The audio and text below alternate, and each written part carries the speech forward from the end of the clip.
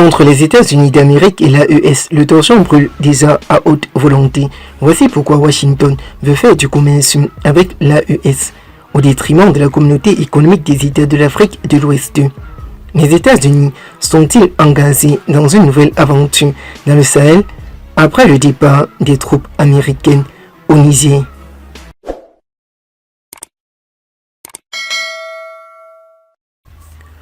Depuis le retour triomphal de Donald Trump à Washington, l'administration américaine semble disposée à faire du commerce avec le Mali, le Niger et le Burkina Faso qui forment l'Alliance des États du Sahel, alors que ce pays dirigé par des militaires ont opéré un virage stratégique politique vers la Russie.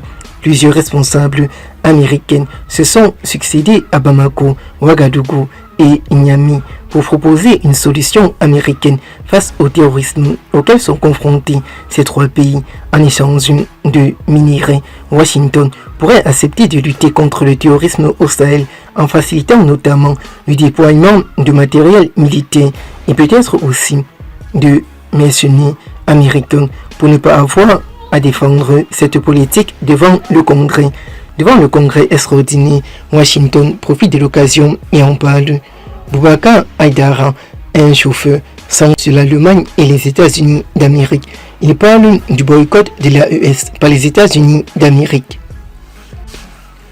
Le Mali et le Burkina Faso n'ont pas envoyé de représentants au sommet militaire contentionnel organisé par le Nigeria sur fond de tensions persistantes entre les pays du Sahel dirigés par des juntes militaires et leurs voisins d'Afrique de l'Ouest, tout comme le Niger, également dirigé par des militaires. Le Mali et le Burkina Faso se sont retirés en janvier de la communauté économique des États de l'Afrique de l'Ouest, en abrégé CEDEAO, après avoir formé leur propre alliance des États du Sahel, en abrégé l'AES, pour lutter contre les menaces djihadistes.